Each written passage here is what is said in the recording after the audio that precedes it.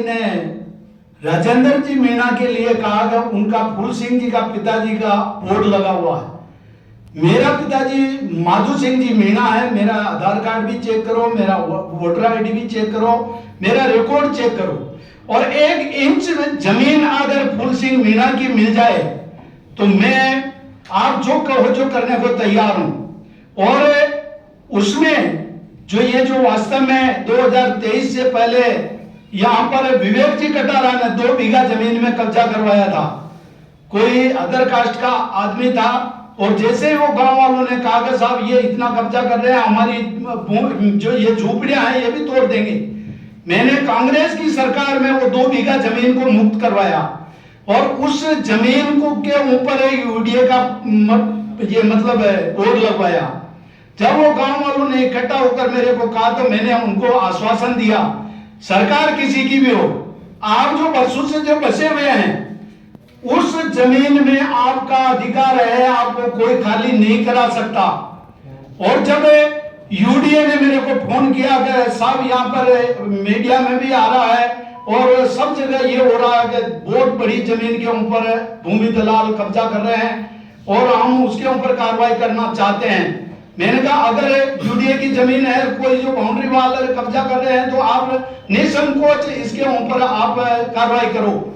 मगर दुर्भाग्य है कि बरसों से जो मजदूरी करने वाले एक एक पैसा इकट्ठा करके मकान बना लिया, यूडीए कहां सो रही थी? यूडीए ने वहां जाकर चेक क्यों नहीं किया?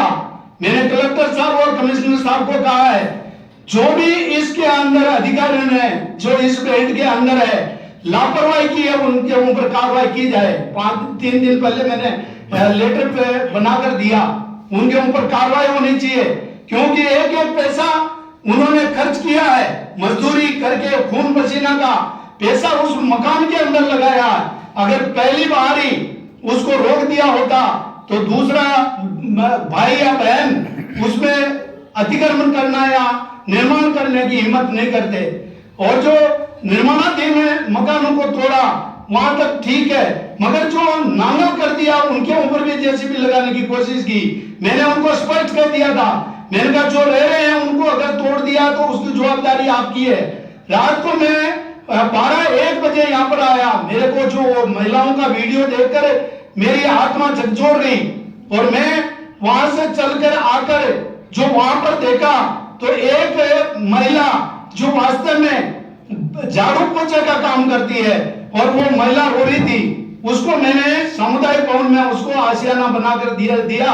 मैंने कहा जब तक आपको मकान का अधिकार नहीं मिलेगा जब तक मैं आपके साथ हूं।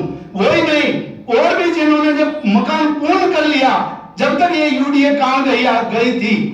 और ये जो कांग्रेस सरकार के जो कांग्रेस की पार्टी के जो लोग जो कहते हैं कि बोला कि ये मतलब यूडीए ये जो टंकी फूल सिंह विधायक के मत से बनी है, फूल सिंह मीणा का विधायक फंड केवल 5 करोड़ 1 साल का आता है।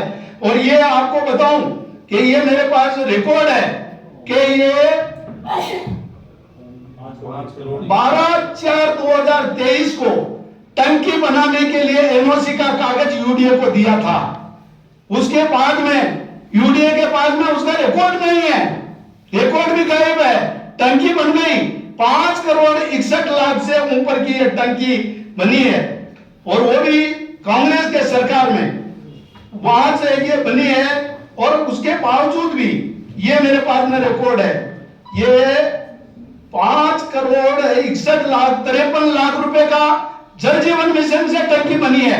कांग्रेस के जिला अध्यक्ष को कहना चाहता हूं, और एक पत्रकार महोदय भी कह रहे थे फूल सिंह के मत से ये टंकी बनी है, और उन्होंने ये किया है। ये टंकी 2023 के 23 मई 2005 का ये जो मतलब टेंडर हुआ है, वर्क ऑर्डर है, और टंकी उस टाइम पे बनी है।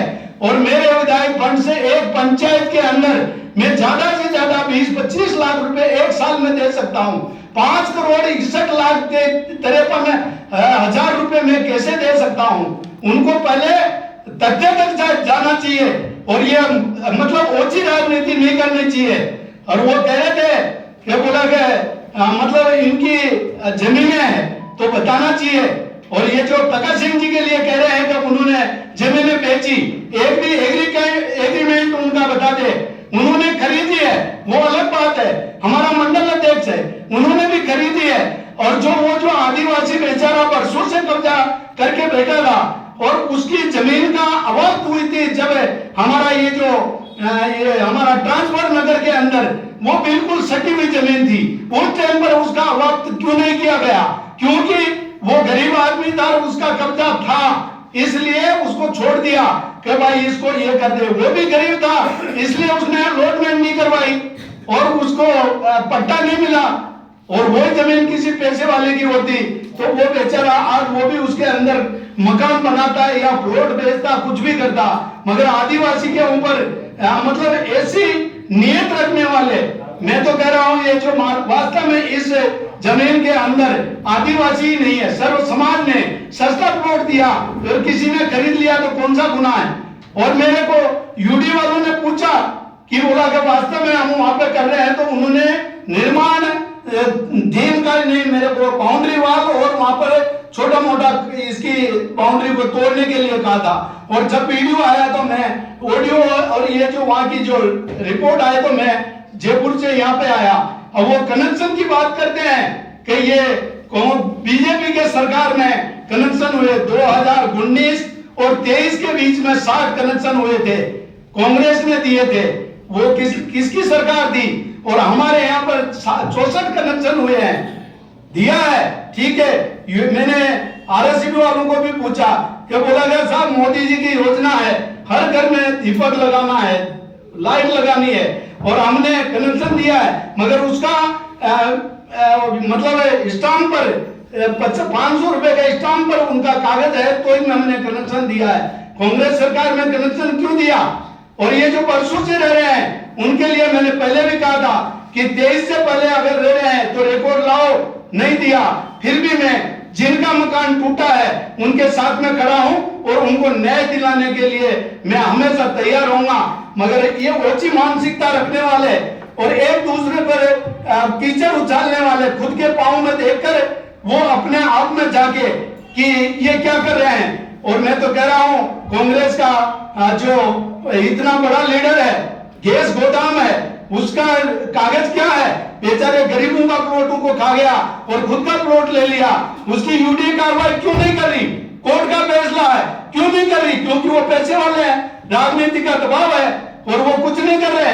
ये गरीब है, ये कार्रवाई नहीं कर सकते, इनके पास आगे पहुंच नहीं है, इसलिए इनके ऊपर हर आदमी की, हर पार्टी की ये मतलब इनको दबाओ और उनके ऊपर कोई न कोई ऐसी दबाव डाले। मैं पत्रकार बंधुओं आप लोगों के चरणों में मैं नमन करता हूं कि वास्तव में फूल सिंह मीणा गुनाहगार है तो फूल सिंह मीणा को सजा मिलनी चाहिए। हर एक किसी को का नाम उछाल कर उसको सजा देने का जो प्रयास कर रहे हैं। एक पत्रकार महोदय मेरी जो पहले भी उल्टा फोटो भी लटकाया था, मैंने कोई बात नहीं की थी, मगर वास्तव में हकीकत आई तब उनको पता लगा। मैं चुपचाप बैठा था, मैंने किसी को यह नहीं कहा कि ये बात है। जो हकीकत सामने आती है तो ये वास्तव में पहले जानकारी लेकर पत्रकार महोदय से भी यही मैं प्रार्थना करता हूं कि उसका नाम ले तो अच्छा लगेगा।